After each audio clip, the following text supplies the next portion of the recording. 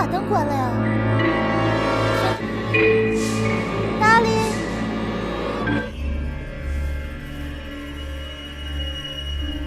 这是什么呀？ Assalamualaikum warahmatullahi wabarakatuh. Bertemu lagi dengan saya Kang Irfan. Oke, sanak lagi dan lagi kita akan kembali ke habitat asal, yaitu bahas monster, yang dimana akibat limbah tidak dibuang pada tempatnya membuat seekor laba-laba yang imut di dalam hutan berubah menjadi monster mengerikan. Nah, bagaimana kelanjutan ceritanya? Udah tanpa berlama-lama, ayo atuh kita gaskan. Ngupil atuh sanak.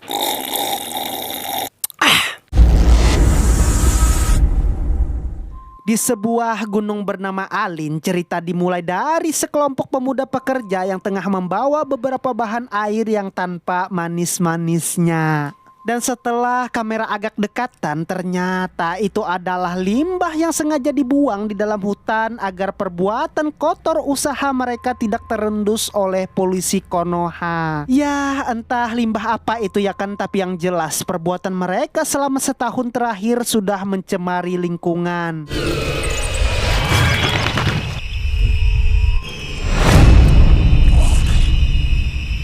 Kan ternyata ada sosok sangat besar mengintai kelakuan mereka, dan hal ini dapat kita asumsikan beberapa hewan yang ada di hutan Alin sudah berubah karena efek limbah tersebut. Lalu ya, satu orang pun dicaplok kepalanya hingga para sahabatnya bingung, loh kok hilang? Dan benar saja, si laba-laba raksasa lah pelakunya, membuat para anak muda ini berpencar untuk menemukan temannya. Tapi bukannya ketemu, malahan hutan ini sebagai tempat rebahan satu persatu.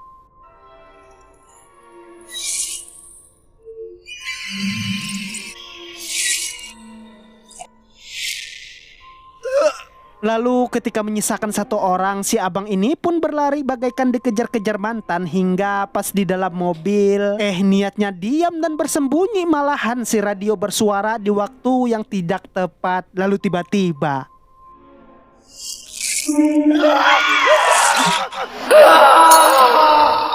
dan film laba-laba penghisap darah baru dimulai. Scene pun diperlihatkan kepada seorang laki-laki pecinta laba-laba. Dia bernama Kyomu, dan di tengah kegabutannya berdiam diri tak ada kerjaan, seorang teman Instagramnya pun bernama Songling datang untuk bertemu membahas sesuatu katanya. Lalu Xiaomu pun tanpa basa-basi langsung berangkat ke bandara untuk menjemput, dan mereka akan menginap sementara di rumah Xiaomu. Di sana terlihat Songling sangat senang berada di rumah itu, hingga Xiaomu pun berasa canggung akan pengalaman pertama berdua di rumah yang sangat sepi.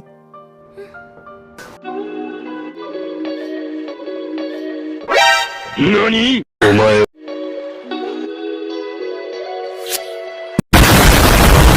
Dan agar suasananya mencair, Songling pun memaparkan tujuannya berada di sana, yang dimana ia penasaran akan berita adanya sebuah laba-laba raksasa di Gunung Alin. Sedangkan respon Xiaomu agak terkejut akan hal itu. Tidak mungkin katanya ada monster sebesar itu dalam pembelajaran biologi. Tapi Songling hanya tertawa dan menunjukkan beberapa foto bukti hewan tersebut benar apa adanya. Dan karena si Xiaomu masih tidak percaya, hayu atuh kita gaskan ke gunung itu, kata Songling. Lalu mereka pun berangkat sambil ngaplok untuk membuktikan perjalanan tersebut.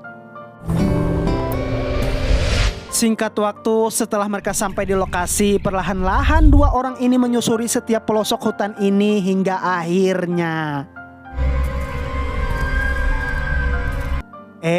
malahan ada pabrik terbengkalai bertengger kokoh namun sunyi tanpa adanya aktivitas orang satu persatu. Dan ketika mereka cukup jauh melangkahkan kakinya, tiba-tiba malahan menemukan sebuah cairan limbah yang entah itu milik siapa.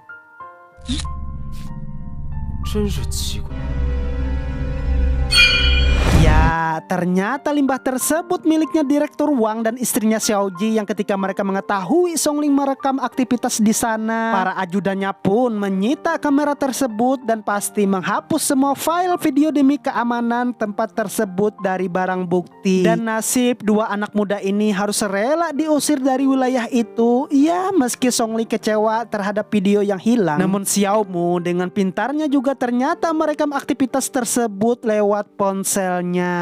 Lalu karena kegiatan tersebut sudah diketahui, Direktur Wang pun langsung memerintahkan kepada dua ajudannya untuk membereskan limbah tersebut di malam harinya. Ya, meski nampaknya mereka berdua masih takut akan hilangnya beberapa sahabatnya, tetap saja yang namanya tugas harus mereka jalani. Singkat waktu, mereka pun sudah sampai di pegunungan hutan untuk membuang beberapa limbah. Sedangkan di sana terlihat laba-laba raksasa keluar dari sarang. Ya, dan pasti ketika laba-laba ini keluar, Wang dengan Xiaoji pun juga dalam ancaman. 来嘛，达令。明天啊，就带你回去。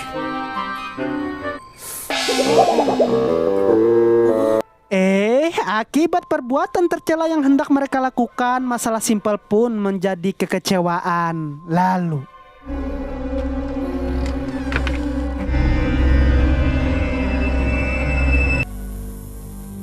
ya, lampu pun seketika mati dimakan laba-laba. Atau bisa juga token listrik sudah nunggak tidak pernah dibayar. Dan malahan pada saat itu Kuis Ji pun mencoba meraba-raba. Apaan tuh katanya ya kan, hingga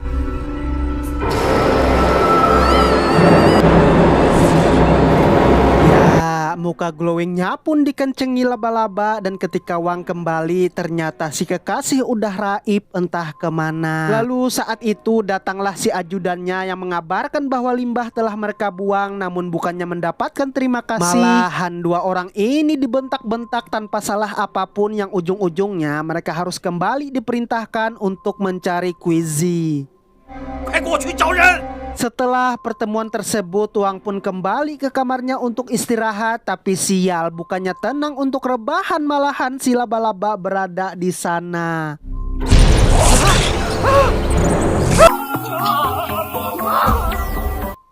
Kan beliau pun kabur tercirit-cirit adalah jalan satu-satunya untuk menghindari serangan, diikuti para ajudannya.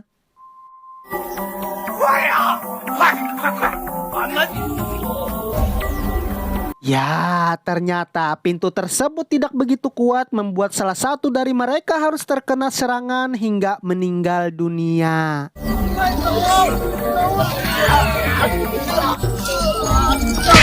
Sedangkan dua sisanya ternyata mereka tidak luput dari serangan, yang pasti juga akan reunian di alam lain.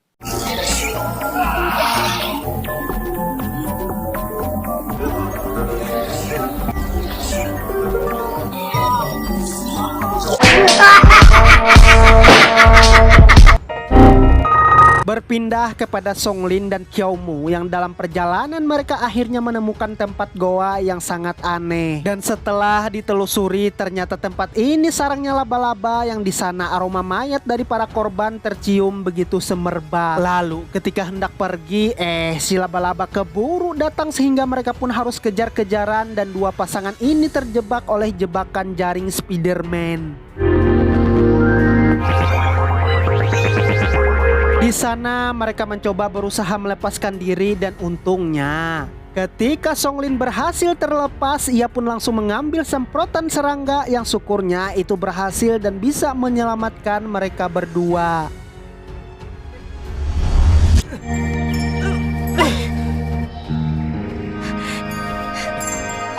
Oke teman-teman, segitu aja. Sebenarnya film ini adalah kritikan terhadap negara yang dimana masih banyak perusahaan tidak bertanggung jawab membuang berbagai limbah berbahaya yang dapat menyebabkan ekosistem menjadi tercemar. Sehingga katanya produser melalui film ini dapat menyadarkan para pemilik perusahaan menanggulangi limbah di darat ataupun di udara. Ya, tujuannya agar dampak tersebut tidak membahayakan makhluk hidup lainnya. Oke, saya Irfan, pemilik perusahaan daur ulang sampah, memohon pamit. Ingat, buanglah sampah pada tempatnya. Assalamualaikum warahmatullahi wabarakatuh. Subscribe.